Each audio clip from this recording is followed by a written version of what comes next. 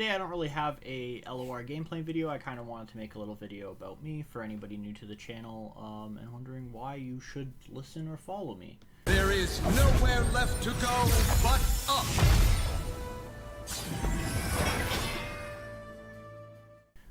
I mean, ultimately, you don't have to listen to follow anybody. It's your own life, you live it.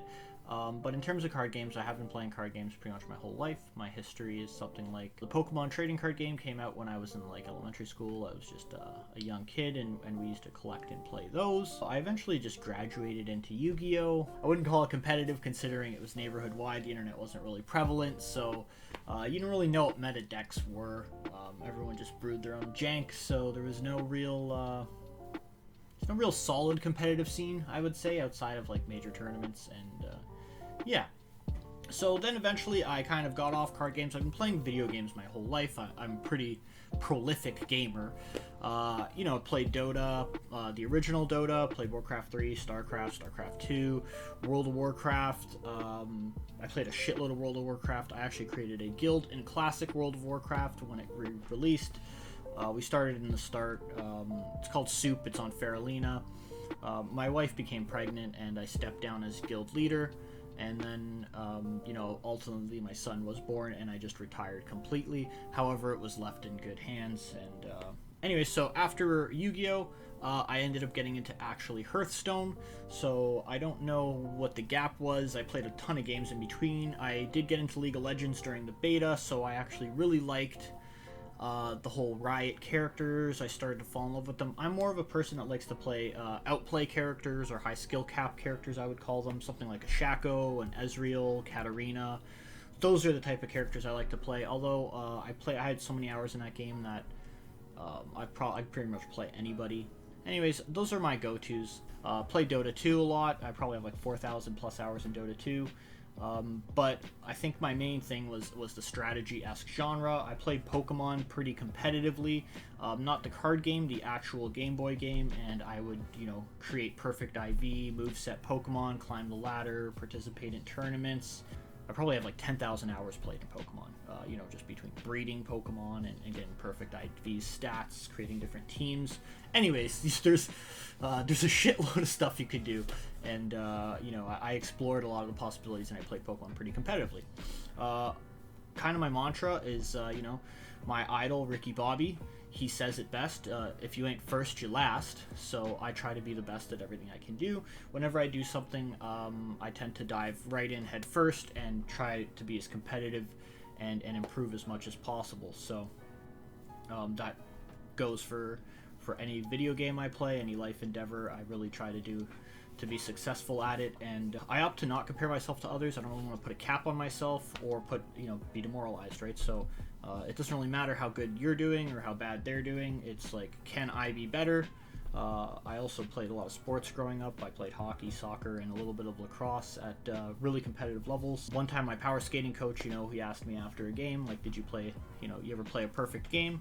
And I said no, because I know that I haven't. He says, well, do you think Wayne Gretzky has? And Wayne Gretzky, for those of you who don't know, which you should know, is, you know, he's the legend. He's the GOAT, greatest hockey player of all time. I was a kid, so I'm like, yeah, you know, of course Gretzky's played a perfect game. And he's like, no, you never play a perfect game. You can always improve, right? And that really stuck with me for the rest of my life. So I'm always trying to improve myself and be better, right? I'm my own worst critic, very harsh on myself. It's out of love, I guess. I don't know. I want to be better, right? So I try to be the best I can be, and that's what I do. Anyway, so Hearthstone. Played Hearthstone probably in the beta. Played a couple years of Hearthstone, maybe. Hitting Legend every single season. I hit like top 20s Legend multiple times. Never quite pushed for top 1, but I got out of Hearthstone when it started to feel extra RNG, so I do have some experience being competitive in Hearthstone. After Hearthstone, I kind of shied away from card games for a bit. As I said, I got into World of Warcraft. I created my own World of Warcraft guild. I really worked on that quite a bit. I played a ton of Dota 2. Love me some Dota 2. Now, I'm not the best player. I'm a little bit older now. I'm like 32 or something. And, you know, they say that your reaction time fades as you get older, and that's definitely true. So I found that my advantage was knowledge, right? So the way that I would climb the ranks, I got pretty high in Dota 2, probably like 5k MMR, maybe 5500 at the time.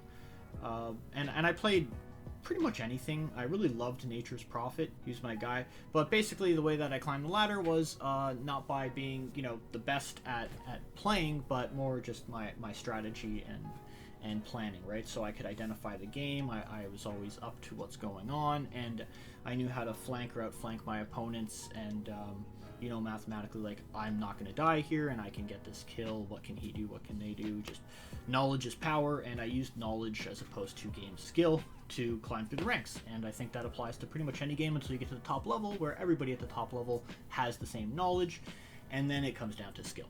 So, yeah. Got into Magic, actually, so I downloaded the phone game, and it was like the Magic 2013. It was incredibly bare bones, but I just loved it. I immediately took to it, even though the game UI was garbage and there weren't all the cards or whatever. I just liked the way that you could play the game, right? The ability to respond to your opponent's actions and all that. So Magic was really cool, so I got into Magic. I built myself a deck, and I started going to Friday Night Magics, and from that point on, I was playing Magic, paper Magic, mind you. Magic Arena wasn't out yet.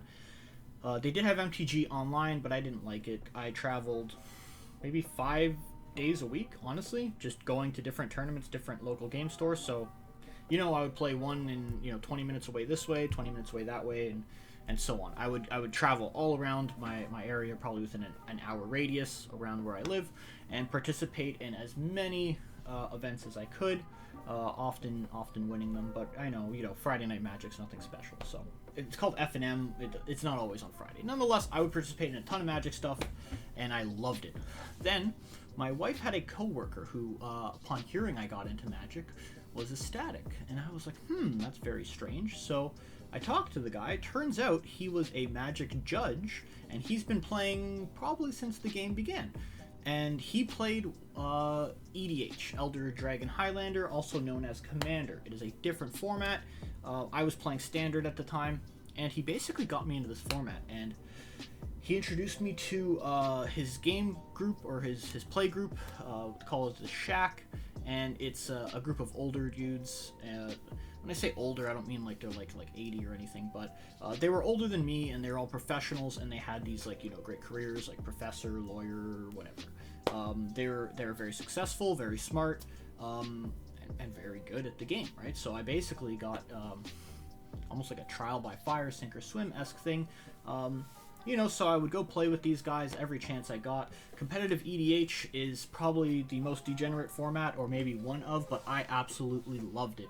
It's a format where you do whatever you can to win, and there were no hard feelings. There's land destruction, which I guess the Legends Runeterra equivalent would be if they could destroy all of your mana gems. So you could destroy all your mana gems, turn 2 wins, infinite combos, lock people out of playing the game. Every counter spell in the book, which is basically deny. So imagine someone's deck had 30 denies in it, stuff like that. Total degenerate. Absolutely loved it. It was so complex and so strategy rich. I don't know if they'll ever watch this, but I'll give them a shout out anyway. Shout out to John Butt, Ash, Kevin, Mark again, occasionally Justin, and Jimmy.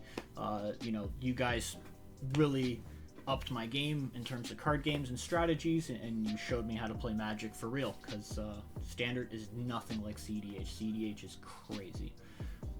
Anyways, after that, I basically played CDH as long as I could. I would occasionally go to stores to play CEDH, and COVID hit. I unfortunately couldn't play Magic. It was sad, and I started to get the jitters, man. I was hooked. I loved it. I used to spend almost every day just hours just organizing my cards, creating decks, brewing. I freaking loved it. And COVID hit. I couldn't play it. I tried to play MTG Arena. I did end up getting to the top of the ladder in MTG Arena. By top of the ladder, I mean the highest rank. I didn't actually get rank 1. But nonetheless, my problem with MTG Arena is I just didn't want to pay the money for the cards. Really, I have all the cards, the physical copies in real life that hold true value, and do I really want to spend all that money again for something that has 0 resale value, and I can probably just get banned for having an offensive name and lose my whole collection? Not worth it, not to mention their free-to-play models, predatory. Magic is an amazing game, definitely think so. MTG Arena, I think it's so garbage. got off Magic, went through a drought, and that's when I built my World of Warcraft guild. COVID. And during that time, I ended up gaining like 30 pounds, which kind of shows on my face, and everywhere else. So, a little bit unfortunate. Typical WoW guy, right? I played WoW all day. Until LoR came out. So when Legends of Runeterra launched, I was already into the League lore. I'm a big lore guy. I read all the Warcraft books, Lord of the Rings, all that type of stuff. So I really like the fantasy stuff. And Legends of Runeterra came out. I really liked it, fell in love with the game. I played it in the beta, and if not in the beta, I played it. I don't exactly remember what day I got in, but at the very least, if I didn't get to play in open beta, I definitely played day one of release. I remember spiders being absolutely busted, elusives being busted. There was the Kinku Lifeblade, I think it was just running show. He was a 2-3 at the time, I think, or maybe he was a 3-3. But either way, so I played Legends of Runeterra for a long time, and same thing, just consistently hitting Masters rank. I played it pretty recreationally. I didn't, plan to create content. I do follow a ton of content creators. Some of my favorites, just, off the top of my head, there's a bunch of them, but I personally like Grappler. I think Grappler's funny. He's a good player. He's interesting. He's more of an entertainer, I would say, as opposed to a player. I'm not saying he's a bad player. Grappler's a great player, but I like to watch Grappler because he's funny, right? He's entertaining. Fresh Lobster is good. He's got a wicked mustache. He does have some good decks, and he's a great player as well. I think he's consistently winning the seasonals, or at least competing pretty high up in them. Mogwai, so I actually watched Mogwai play Magic, so I followed Mogwai from Magic to LoR, and Mogwai is almost like a mix between Lobster and Grappler. Maybe not quite. Maybe he's just like Spanish Grappler. I don't really know how you would classify Mogwai. Nonetheless, those are my 3 favorite content creators for the game. There are others that I do watch, but those are the 3 that I would aspire to be somewhat like. That's basically my whole rant. So yeah, anyways, I participated in 1 seasonal. I haven't really pushed too hard to be top of the ladder. I haven't really messed with it. I played the game pretty casually. I did realize that often I was consuming all this content daily for Legends of Runeterra, and I was left with before I go to sleep, I got no videos to watch because I already watched what I wanted to watch today, and I felt like there might be a little bit of a void, and I thought, hopefully maybe I can fill that void. Maybe I can create some good content, some quality content, and some educational stuff for people as well. As I start creating YouTube videos, I feel more and more comfortable with each progressive video that I make, and hopefully eventually I can bring my personality out and be a legit content creator. So at the moment, I'm just doing my best. I'm working at it, growing pains and learning, but maybe in 100 videos from now, I'll be legit, and you'll be able to meet the real Danny Dex. I think that's it for today, YouTube. Thanks for watching. Be sure to like and subscribe, and T-Dot out.